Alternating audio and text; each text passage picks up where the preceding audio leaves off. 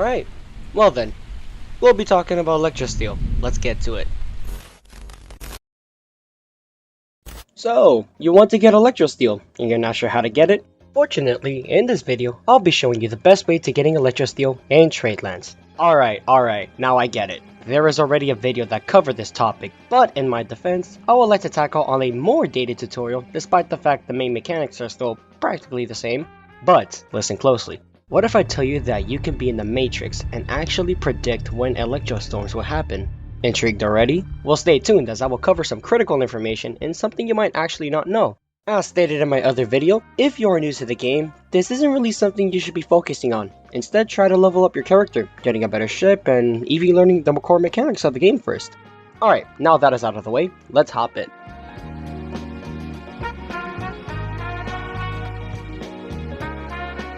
Let's make this quick. Electrosteel is a metal that has a special glow effect when used in practically anything. Cannons, weapons, cosmetics, and even much more. The list goes on. It is generally hard to get for starters, but once you get the gist of it, it will be easier to obtain. Also, let me put in a heads up for you. If your mining level is low, I'm gonna warn you. You most likely won't be getting Electrosteel and will be much harder. If you want to maximize your profits, try leveling up your mining level to as high as you can go. Level 10 being the best, but probably around level 8 will work just as fine.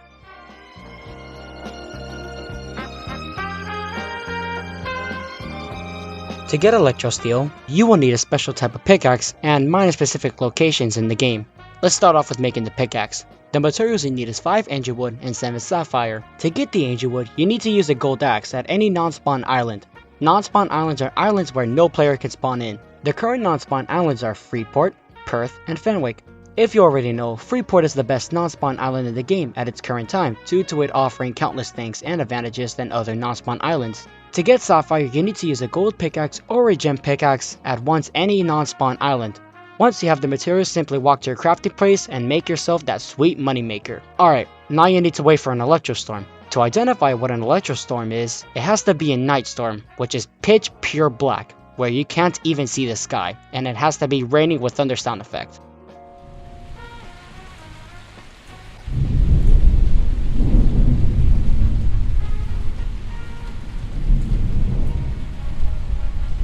At first, it will most likely be hard to find an electrostorm. This is quite generally hard to encounter randomly. Fortunately, I have good news.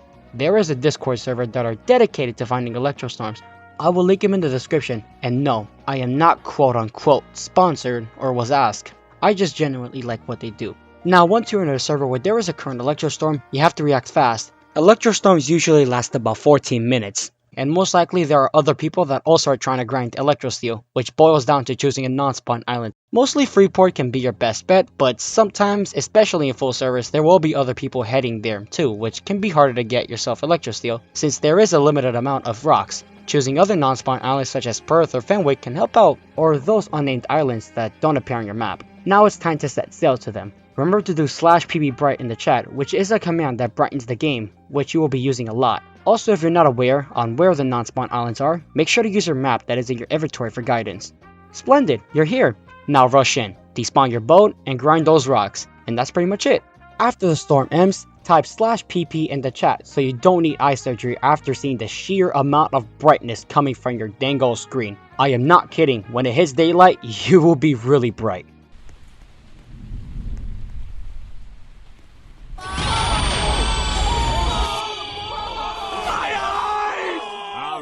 Alright. One pair of eye surgery later, and you're done. Congratulations, you made through an electrostorm. Sometimes you may not get Electrosteel in an entire storm your first try, but most of the time you can get a good amount from it. Now before I end this video here, I got some information to spill out. Let's start with the important one.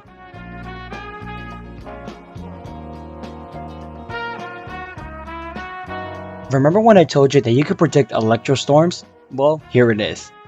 Every 50 minutes, there is an electrostorm somewhere in a public server. Oh yeah, and since I recorded the last electrostorm, you can predict the next one. If that's tough to understand, I'll be linking in the description a public grid table on all the possible time combinations and each storm can happen, as well as other important information. And don't forget about the Discord server where they track down electrostorms. You'll probably need that in hand if that's too much to understand. The second piece of information I want to give you is when looking for an electrostorm, try joining every available public server. One of them is guaranteed to have the storm. if you did the timing right with the grid by recording the previous storm and adding 50 minutes ahead of it. Private servers can also have storms, but it's by chance and it's not this sort of system. If you happen to have one, try joining it first before trying public servers.